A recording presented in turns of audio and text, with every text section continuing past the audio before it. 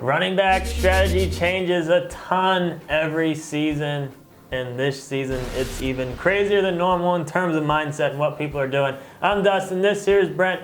We're talking running back draft strategy. Season's just around the corner, and our draft guide is up on the site. Click on the link in the card or in the description or right here. Click anywhere, it'll take you to our draft guide, get our top 150 cheat sheet, all of our positional rankings. We've beefed it up this Player year. notes. Leave in the there's a comments key. what you think of the draft guide. Great stuff. So, we've talked about Fantasy Jocks, but if you want your own very own Fantasy Jock championship belt, Dustin's going to explain how later in the video. But get one for your league anyway. Go on to Fantasy Jocks, you can get belts, loser prizes, rings, trophies. It's great stuff, and this thing is so awesome it's not even funny.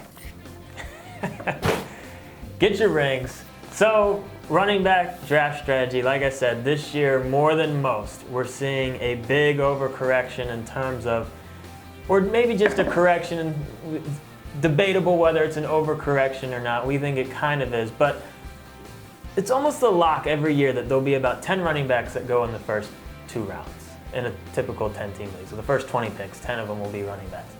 That's not really going to happen this year. I mean, you look, our 8th, 9th, 10th running back are Lamar Miller, Doug Martin, and Mark Ingram. I mean, if you're in the middle of the second round, are you jumping up and down because you just got Doug Martin? You just got Doug Martin in the second round. I mean, he had an amazing year last year, and obviously he could do it again. But it's just the excitement level of these guys. It just drops off so much faster than it has in the past, and people are just leaning more towards wide receivers there and just feeling more confident at the wide receiver position with all of the early round busts that we had last year. I mean, almost probably 75% of the running backs that went in the first 2 rounds last year did not produce with where they got drafted. And part of this big change comes from a lot more teams doing PPR leagues. So the PPR format definitely makes wide receivers a little more valuable, and it hurts running backs a little bit, especially ones that don't catch. So note that in your draft. If it's a non-PPR, if just a standard league, then it's still touchdown heavy, and running backs are going to typically get more touchdowns. But if you are in a PPR league,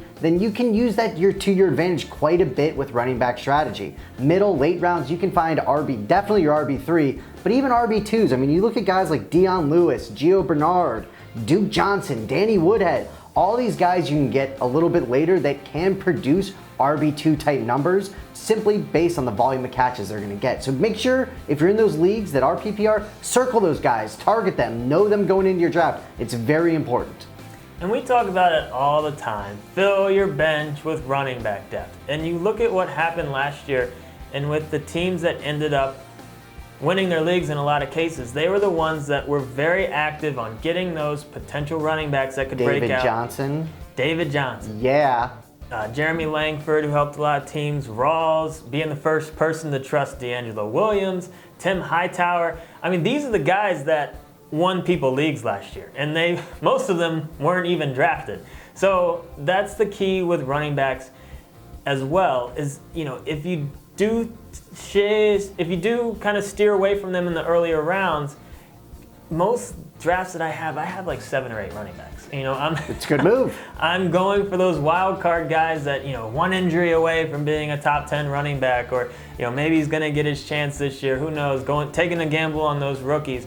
That part of the strategy hasn't changed. You might change your mindset a little bit in the earlier rounds, lean a little bit more towards wide receivers or whatnot, but it doesn't change the fact that running backs are still the most important position, and you still need to very much pay attention to it on draft day. But maybe it's just waiting and getting a bunch of guys later and hoping that you hit a couple home runs. And to Dustin's point with that is, I always look at my bench quite a bit. If I have a lot of bench spots, then it's easier to fill up on running backs. But also if I have a lot of bench spots, something that I'm going to do is handcuff. So you also need to go into the draft knowing who the handcuff is, right? You take Lacy, you take Starks later. You take Bell, who's going to smoke a lot of dope. You're going to take Williams later. Well, people don't go as later now. But it's guys like that. You look at the Hightower, obviously, so that could be a sneaky handcuff. I like to do that when I have a deep bench. Say you only have 4 spots on a bench, and it's a lot tougher to do a handcuff. But with those leagues that have a crazy amount of people that are on a bench, go ahead and know your handcuffs and take some. And you don't have buys until week 4. So it's a lot easier to take those gambles. You can make your tough decision at week 4, but forget about the veteran wide receiver that's washed up.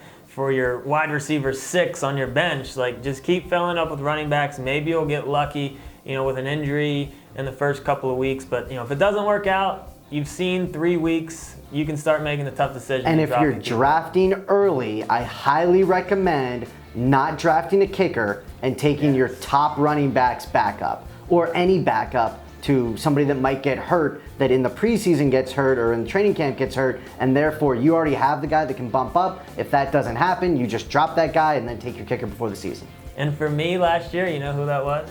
Dion Lewis. Ooh! I took Dion Lewis in all of my leagues but one. Someone snagged him in like the third to last pick, and I was pissed that I didn't get him. No, it was a different league. Seems But like that was my guy. I didn't pick a kicker, and I picked Dion Lewis. And that worked out very well. Until he got hurt and I cried. But that is a very good point. So tell these people how to get a belt. So, we're running our photo contest. It has been a very poor turnout thus far, but I still have confidence that our community will do it. We want to see pictures of cool things that you do in your league, cool trophies, whatever, cool draft parties.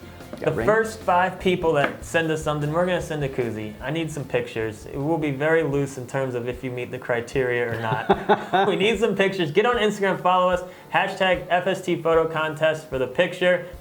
If you are if your Instagram set to private, make sure to follow us so that we can see it. We've had some entries, but we can't see them. See them!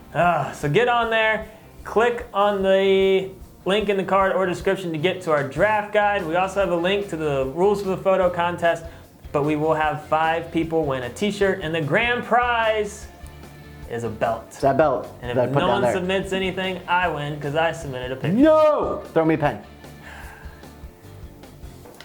This ring's weighing me down. Because it's a legit ring. Those rings are awesome. Ooh, kind of. He kind of got it. I count it. We'll give it to him. Yay! So that's the running backs. Check out all our videos. Get onto our website. Let us know what you think of the draft guide. We put a lot of work into it. Draft guide's awesome. I love it. So will you. I hope. Please. Bling. Bling bling!